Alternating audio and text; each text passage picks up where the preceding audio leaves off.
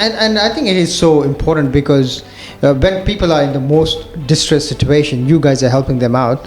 But when you are in that situation, who's there? Yeah. And that can get really, and like we always think, police are just this, fireys, they don't do much, ambulance there. But you guys are always on that such a stressful because you are there to save someone's life. Yeah, that's right. Yeah, right. Yeah, okay. Now, you said you guys are overnight shift and everything. Yes. Who cooks at the station? Not me. Do you get a lot of issues with old houses and stuff like that? No, I think it doesn't come down to the age of the house or the type of the house or anything like that. I think a lot of it's got to do with what people are doing inside that house. So what's the top 3 reasons why you get called? Yeah, I think for me, distraction is a big one. As I say, people might be doing some cooking in their kitchen, they just get distracted. So how much, did you say $1,200 a year for the financial this year? Yeah. How much of that is actual fire? No, not much. Not much of that $1,200. Our top 3 main incidents that we go to is, first of all, our automatic alarms or unwanted alarms. So that's all your all the big units down there. Any rookie mistake you see firefighters make? We do. they do come a bit of a hard time. But again, it's all that's right, and it's all good. So if someone calls 000, Yep. like a police or an ambulance, does the fire department get automatically flagged? So when someone calls 000, it goes to a call centre, and one of the questions they ask is, who do you need, the police, fire, or ambulance? And normally they... What is the biggest threat when it comes to fire to Fraser Coast? Our busiest times are around that November, December, January, February, March, where it's either really dry, really hot weather, which leads into our grass fires and bushfires on the outskirts of town. You know how there's more and more electric cars are in coming in. Is that a problem, or is it? I think the electric vehicles is a new threat for the Queensland Fire Department. That's for sure. What's the biggest myth about fires that people still believe? Like, people think that they will smell smoke while they're sleeping and be able to wake up and combat, but you can't. You don't. Yeah. What would you say is like your toughest part of the job? A lot of the grief that you do see or fatalities that you attend. So, do you run community programs for school educations and fire safety stuff and everything? Yeah, the Queensland Fire Department has numerous community education programs. Probably a couple of them. Yep. But geez, I'll tell you, with that fire, the big fire going, and I had this big, it's so pressured, that hose, and you're putting on 5 minutes, not even probably 5 minutes. I'm just like, I'm out. Yeah, that's right. Yeah. It can be so hard and stressful, So, hats off to you guys, like what you do, Thanks. Here, so what we do is we do a quick rapid fire round. It's a one-liner, and all that you have to say. So, coffee or energy drink? Iced coffee. Iced coffee. Early morning shift or night shift? Early morning. Most used piece of equipment? As a station officer, probably my radio. One word to describe being a firefighter? Fun. Biggest fire myth? That you will smell smoke when you're sleeping. Go to station meal? Pizza. Hardest part of the job? Probably the traumatic incidents that we attend. Sirens, on or off? Definitely off. For me, we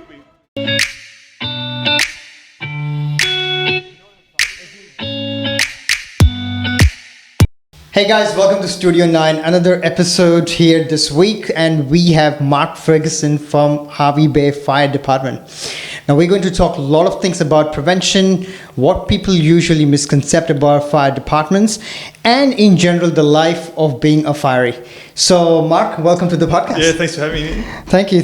So I think, Mark, we had a really good chat behind the scene, and you shared a bit of a story about what happens and things like that. So Mark, tell us a life of someone who works in a fire department. How did it all started?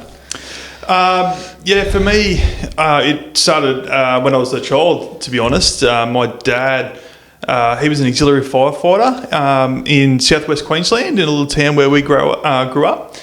And I was sort of, as a child, watching those auxiliary firefighters and those firefighters of the town. They were sort of my heroes, all of those guys. And I thought, oh, this looks pretty cool, going to fires and all the jobs that they go to. And then when I was about 18 or 19, I joined the Charleville Fire Brigade, as an auxiliary firefighter. And then I was in there for 2 or 3 years and then transferred to Harvey Bay.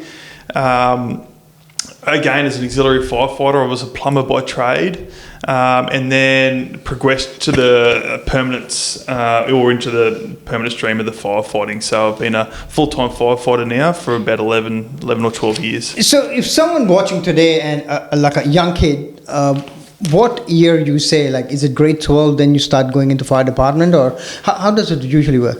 Yeah, the minimum age to become a firefighter is 18 years of age. So that's all listed on the Queensland Fire Department website with their recruiting page. However, I know that they sort of look at people that have got a few life skills to start with. So there are people that get in, in their early 20s, but sort of your mid 20s to early 30s is sort of an ideal time to be getting into the fire department. You're right. Now, let's get into Harvey Bay. So, tell us the crew about the crew. How long you've been working in Harvey Bay as the station officer, and what is like a life of a firefighter?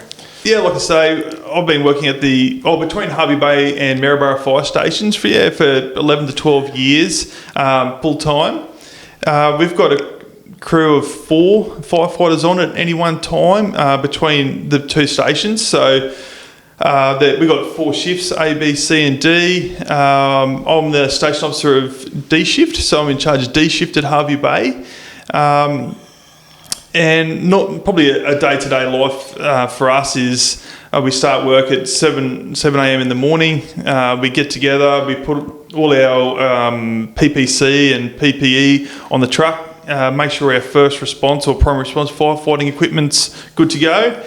Then we'll go in and have a bit of a coffee together, go through what's required on that day. We'll go in and see what's pre-programmed in our planner. If any of the crew have any training requirements they need to do.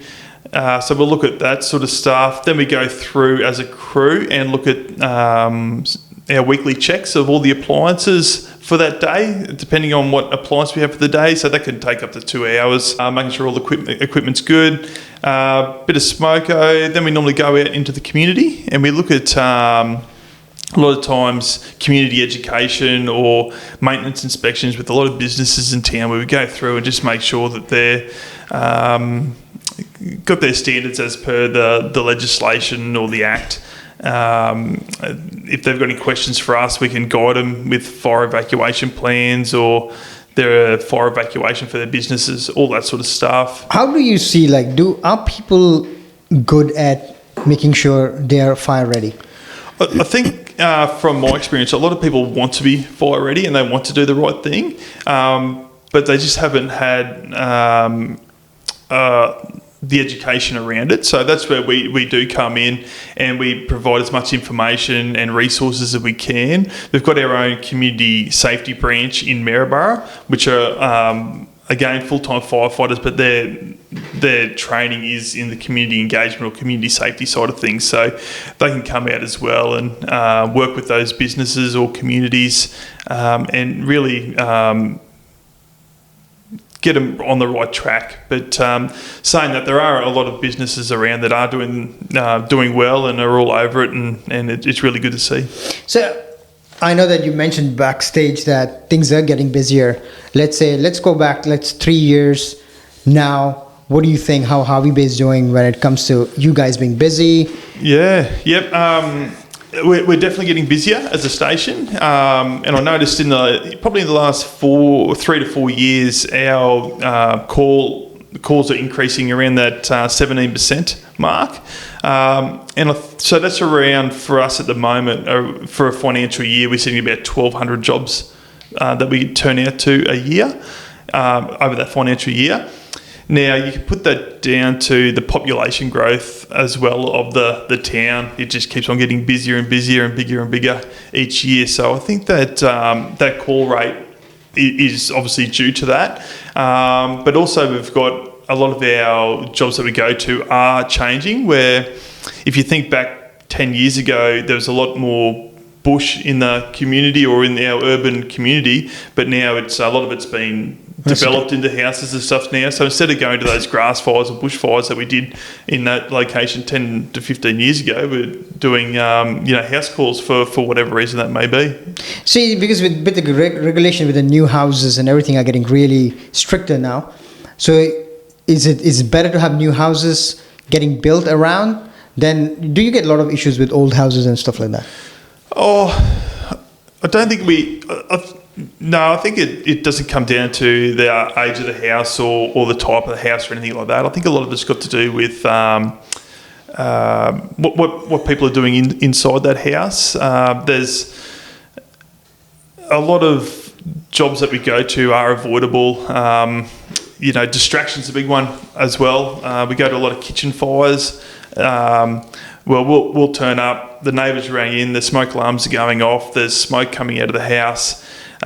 We turn up and force our way into the house, and there's been a pot left on the stove. Just stuff like that, where and then the homeowner will drive in and see all these fire trucks out the front of the house, and they're stressing, and they're like, no, I wasn't doing anything, there was nothing on the stove. And we're like, oh, well, we've got a stove here. And then the penny drops and you see them, I was boiling eggs or I was doing something, they got distracted and went out. And so we do get a lot of calls like that as well. So what's the top 3 reasons why you get called?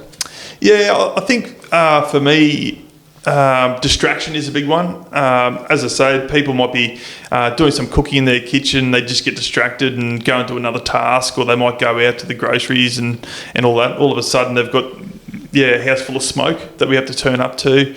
That's a big one. Candles or heat lamps and heat lights and all that sort of stuff. Electrical switchboards or those little power boards, like overloading those circuits as well, and they get hot. They're probably, when you look at fires within the household, they're probably the 3 most common causes. And then you can look into your solar systems and that. There's so many in Hervey Bay, and we don't go to a lot of them all the time, but we do get to some of those where it might be a bit of age on the system or a bit of moisture's got into it, cause a bit of arcing or something like that. But again, there's so many around, and it is very limited to the ones that we do go to. So how much, did you say $1,200 a year for the financial this year? Yeah. How much of that is actual fire? No, not much. Not much of that 1,200. Our top 3 main incidents that we go to is first of all our automatic alarms or unwanted alarms. So that's all your all the big units down the esplanade, or your buildings that have the special fire services or special fire systems that are connected to a panel. So the smoke detector will go off. It notifies a third-party company, which notifies us all in the space of a minute, and we go out and work out why the detector's gone off. And that's for those the units where you see everyone's evacuated at 2 o'clock in the morning and they're out the street, and we turn up and go, it's a false alarm, it's all good. Sometimes it has been a fire. They could go off for people cooking in their kitchen, the humidity, there's all sorts of reasons those detectors go off. So that's the main one. After that, we go into our road traffic crashes. So that's just our car crashes basically in and around town. And how do you think, is it a lot happening nowadays with all the traffic stuff? Yeah, it is. A lot. I think it's pretty easy to see that there's a lot more cars on the road. And I think because time's precious a lot more now, everyone needs to be somewhere quick. And while they're getting there, they're thinking of everything else they've got to do that day a lot of the time as well. So people are driving distracted. So if someone calls 000, yep, like a police or an ambulance, does the fire department get automatically flagged? So when someone calls 000, it goes to a call centre, and one of the questions they ask is, who do you need, the police, fire, or ambulance? And normally that 000 caller will say, I need the ambulance or the fire or all three or whatever. And then it's also up to that communications officer then to go, because people are panicked when they are on the phone to 000 and they're probably not thinking straight. So it's up to the communications officer to go, so, we're going to take a fire truck to that one as well. So, yeah, that all gets done behind the scenes as well. Oh, you're right. So the person who's answered the call, they determine whether should we send a fire just to make sure if there is. Yeah, that's right. So it might be they've only asked for you might think of it. There might be a small head-on in town where someone saw it and I don't think there's much in it.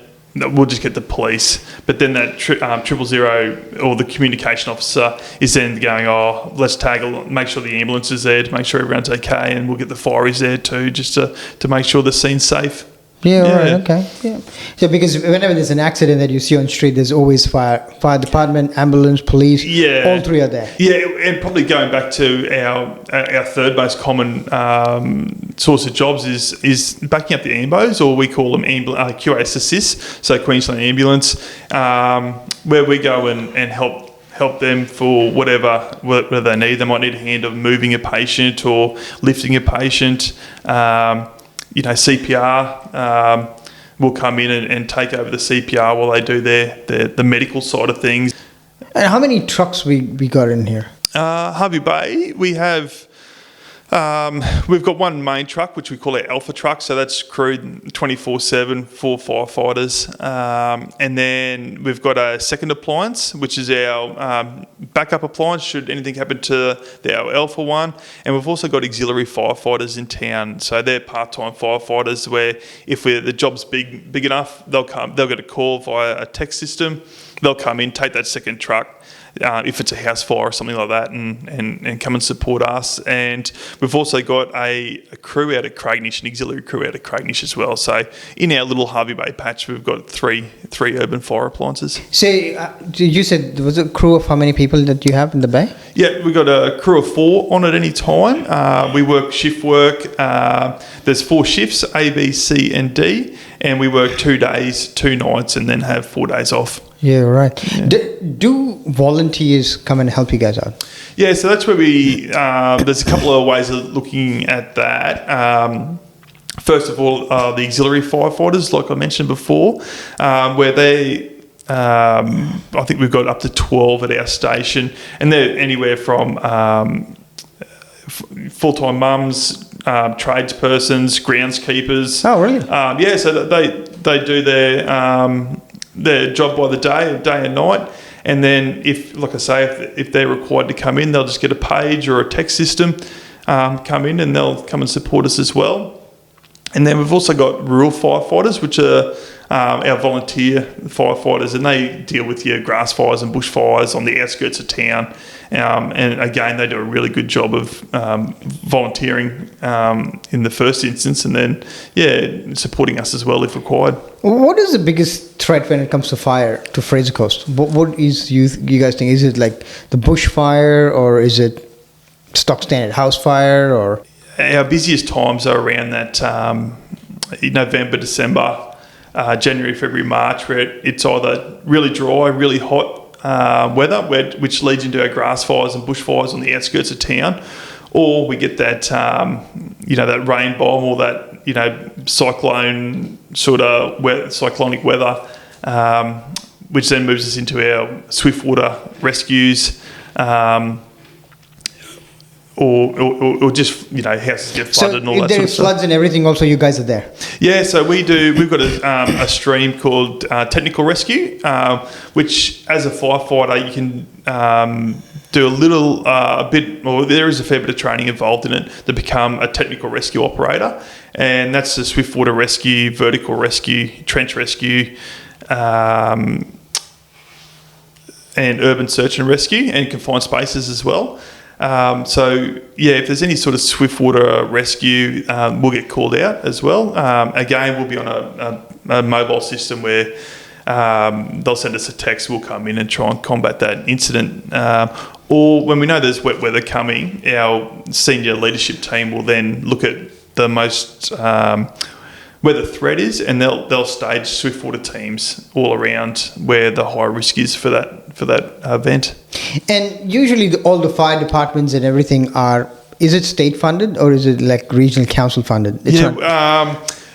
So we're under the Queensland Fire Department, so that's a state-funded department. And so all Queensland government, and within the Queensland Fire Department, we have our Queensland Fire and Rescue, which is us, and also our Rural Fire Service, which is the rural fire service that combats the grass fires. Yeah, all right. Now, if someone who's watching, like mum and dad, or someone who's watching it, what they should make sure at home, things like, as you said, pot being, what are the couple of things that you recommend people that they should be aware of? Yeah, look, there's some, I suppose some tips that they can use just to be safe in your home would be, first of all, have your working smoke alarm. But the new legislation's coming out, or inactive as of the 1st of January 2027. So that's where in the house you have to have all interconnected smoke alarms, photoelectric type. So one in every bedroom and your hallways and in a common area. So when you say interconnected, that means, so right now the unit is battery and it's a single unit. Yes. But now you're saying interconnected, that means it's all wired. So they're all wired together. And that means if one goes off, they all go off. Oh, yeah, okay. Yeah, so that's what the interconnected means. If the one in one of the bedrooms goes off, all of them in the whole house will go off together. So that's coming from January 20... That needs to be in action as of the 1st of January 2027. And also there's a lot of houses that can't have for whatever the reason where they're set up, have the smoke alarms all wired together. So that's where you can use your Bluetooth type of smoke alarms as well, which will ensure that they all go off as well. There's a lot of information on the Queensland Fire Department website about that legislation, or alternatively, you can call your local fire station. So that's one. Make sure that you do check your smoke alarms once a year, or change the batteries in them once a year. As a fire service, we really encourage it on the 1st of April every year to go through, change all your smoke detector batteries. You can give them a bit of a little vacuum out just to remove any sort of dust or anything that might be in them, so just a bit of maintenance with those. We really encourage every household having a home fire escape plan as well. So that's where, as a family, we can get these packs again off our website, where we sit down, or you sit down together as a family and look at if there's a fire in this room, how are we going to get out of this house? Can we get out this door? Can we get out the back door? Is there a window we can go through? And then also having a common meeting place. So it might, especially if you've got kids, like, righto, we're out of the house now, let's meet if it's safe to do so, at the mailbox at the front of the house, and just so everyone's aware what to do if there is a fire. So we really encourage that, every household to have a home fire escape plan. So you know how there's more and more electric cars are in coming in. Is that a problem, or is it more work? We never heard any incident or anything at this stage. No. But more and more people are now getting towards this electric stuff. Yeah. I think the electric vehicles is a new threat for the Queensland Fire Department, that's for sure. They're getting more and more common. There have been a couple of fires in the Brisbane, Gold Coast area, even Sunshine Coast, where, again, we're sort of learning with each one because we don't get a lot of them. But we do a lot of training on electric vehicles, lithium batteries and all that sort of stuff. Whilst they are a threat, there are so many around too, and they're not catching fire every day or anything like that. A lot of that I'm aware, the reason that there has been a fire is there has been some sort of damage to the battery pack, which has caused that fire. So it's not as if they're just driving around town and catching fire or anything like that. There's been a reason for that fire to start. What's the biggest myth about fires that people still believe? Yeah, biggest myth. There's a couple, I suppose. A lot of people, and this is what we go into grade ones actually in the schools and teach a lot of this, but having that working smoke detector, people think that they will smell smoke while they're sleeping and be able to wake up and combat, but you can't. You don't. Yeah. And we teach the grade ones that when you go to sleep, your nose goes to sleep as well. So you can't smell anything. And the thing that's waking you up is actually that smoke detector or smoke alarm going off. And another one is, I suppose, house fires now. To consume a house can take up to 5 minutes. 3 to 5 minutes. So you're saying for a stock standard house, Yep. 4 minutes is all you need to burn down the entire thing? Yeah. We got training and videos now on an everyday house, a new house, fully furnished. That it's taking for it to flash over is taking up to 5 minutes. So compared to 20 years ago when it was 15 to 20 minutes probably for that. Well, what has changed? Is it the quality of the build? Yeah, it's the. Are we using more electronics now? Oh no, the reason for that is definitely the furnishings in it, the different type of plastics that we use, your wall linings. The timber that we use to build the house, all that sort of stuff. Where years ago it was all very hard wood, and they were all well built types of furniture and all that sort of stuff. Whereas now it's we're just going to that that throwaway market, I suppose. So it doesn't take long to consume a house at all. We had an example recently where we turned up to a house fire and the occupant of that house had got the family out, did the right thing, thought I'm going to go in and get some stuff. And, when we turned up, we actually had to get him out of the house because he became lost in his own house. Because the smoke had actually overcome and he got lost and confused within the house. And what's the most rewarding part of being a firefighter? It's definitely rewarding, helping people and within the community and when we go to incidents, we're seeing that, people most likely having the worst day of their life, so it's rewarding to be able to try and help them, give them some advice or whatever we can to try and start to improve that situation. So that it is very rewarding to be part of that community and helping out. And what would you say is like your toughest part of the job? A lot of the grief that you do see or fatalities that you attend. So, and as we're getting busier and busier, we're attending more of those. So it's, it can be very, very hard attending those incidents as well. And a lot of the time it's, they've got family members there and all that sort of stuff as well. So the fire service has got a good program in place which is called FESN, which is a fire services support network system. Within that we've got counsellors, psychologists, and then in our stations we've also got peer support officers. So their role is if we do or when we do attend a traumatic incident, they'll normally give us a ring within a 28 to 40 hour. And I think it is so important because when people are in the most distressed situation, you guys are helping them out.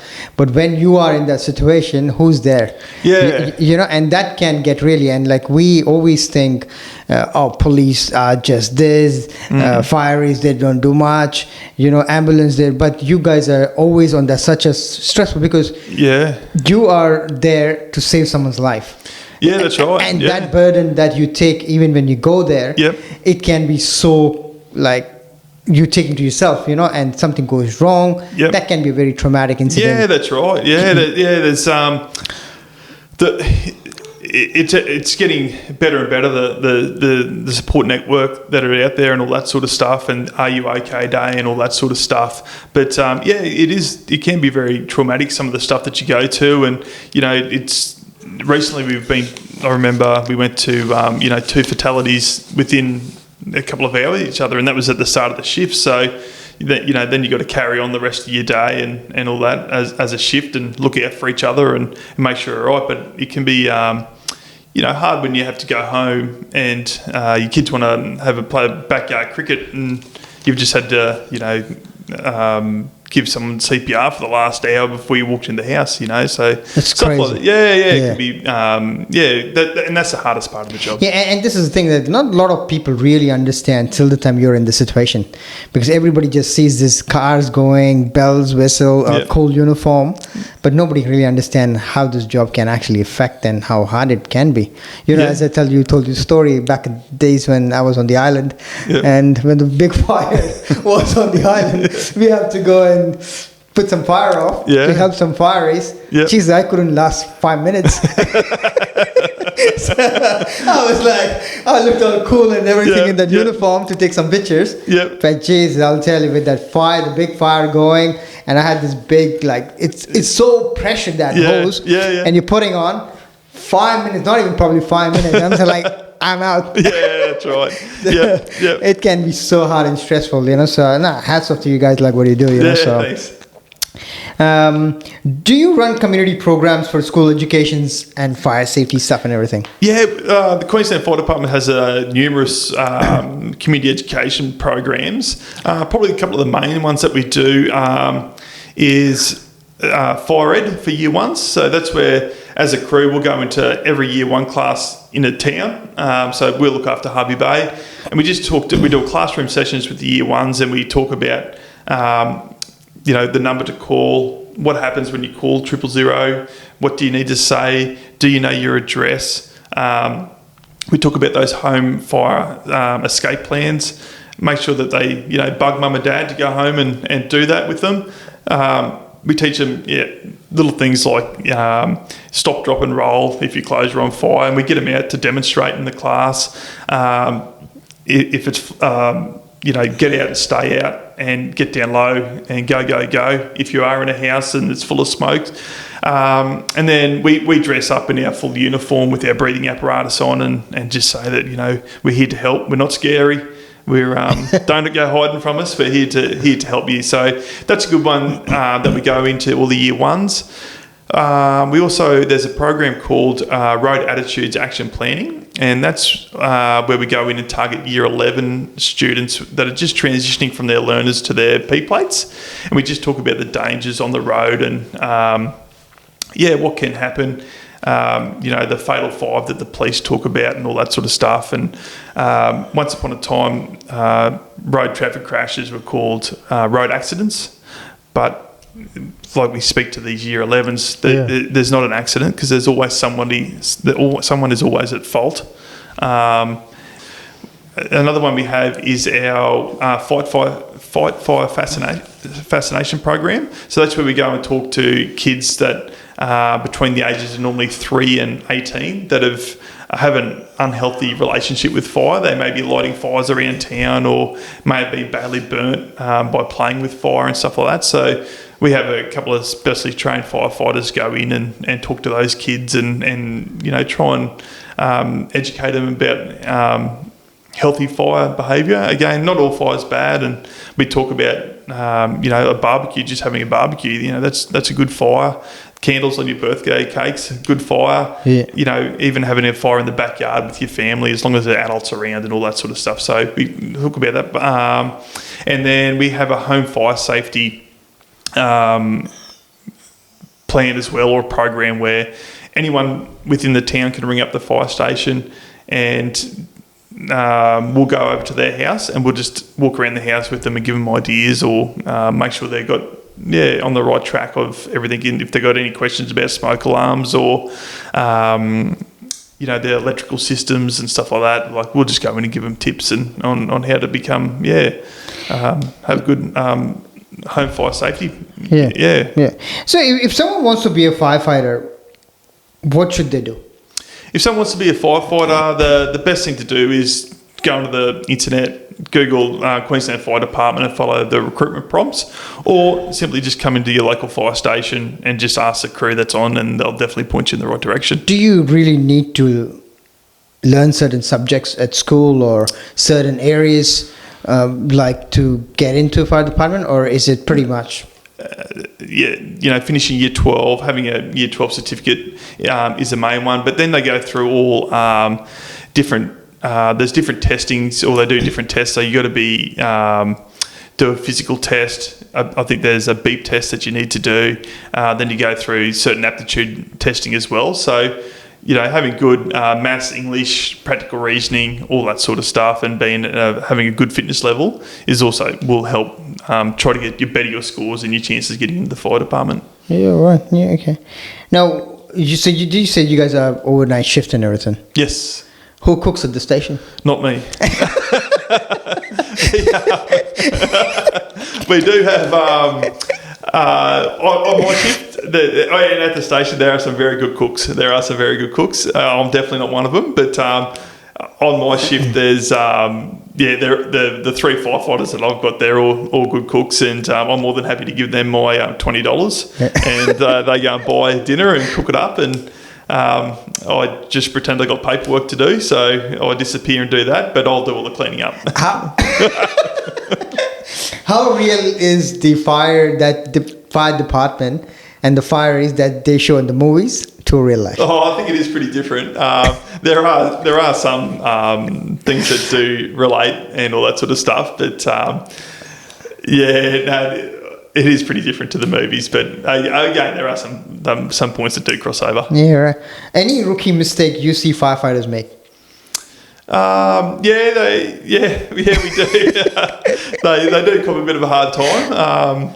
But again, it's all that's right, and it's all good. I know when they first come out, they've got to do like 40 hours of driving the fire truck before they can actually drive it to responding to incidents. Yeah. And there's a bit of a thing around the stations that if you're driving a fire truck and hit a gutter, like just mount a bit of a gutter or whatever, you got to buy a bit of a cream bun or something for the shift, and we'll quite often take them to places where they can't avoid due to the size of the truck and the narrow streets. They can't avoid but hitting a gutter. So I want to ask you a question. When there's an emergency and you fire up that alarm, how fast you can go? Oh, in the truck? Yeah. No, we can only do the speed limit. You have to stick to the speed limit? Yeah, so our doctrine is we have to stick to the speed limit, stop at red lights, and all that sort of stuff. But I thought you can pass by the red light. No, we got to depending on what the incident is as well. We might go a little bit over that speed limit or whatever to get there quicker. There are software programs in that they map our route the way we're going, and they'll change the lights from red to green and give us the right of way the whole way along. But the last thing we want to do is have a crash heading to an incident, because we're no good to anyone if we have a crash. So, we've normally got, I think, they give us 2 minutes from when the bells go up the station to actually rolling out the door. So we've got to be pretty quick to get dressed and get on the truck. What time you're saying to reach to a destination of fire? So let's say you get a call. Yep. And you go all bled up, ready up, and everything what they show in the movies. Yep. And you get on your truck. What is your time that you have to be there? Oh, look, we try and aim for that 12 to 14 minute. 14 minutes, no matter where you are. Yeah, pretty much. Yeah, so that's sort of within our patch within town. So we try and aim to get there within that time frame. Yeah, right. Okay. All right. Now we're pretty much on the last leg of the podcast here. So what we do is we do a quick rapid fire round. It's a one-liner and all that you have to say. So coffee or energy drink? Iced coffee. Iced coffee. Early morning shift or night shift? Early morning. Most used piece of equipment? As a station officer, probably my radio. One word to describe being a firefighter? Fun. Biggest fire myth? That you will smell smoke when you're sleeping. Go to station meal? Pizza. Hardest part of the job? Probably the traumatic incidents that we attend. Sirens, on or off? Definitely off. For me, we do have them on when we go through intersections. Well, I do anyway, but I think back to when my kids were small and we were trying to put them to sleep, and you'd hear a dog barking a couple of houses over, and all of a sudden, all that hour that you did to try to put them to sleep, they've woken up. So I feel for all the parents out there trying to put kids to sleep, and then we come tearing past with our sirens on at 8 o'clock at night. So I'm very conscious of that. Yeah, right. But thanks, Mark. I appreciate you coming to the podcast here. Guys, if you have watched this podcast, do like, share, and subscribe, because it do take a lot of time for us to make this podcast, and do share this informative session. Mark, thanks for coming to the podcast. No worries at all. Yeah, thank you. Enjoyed it. Thank you.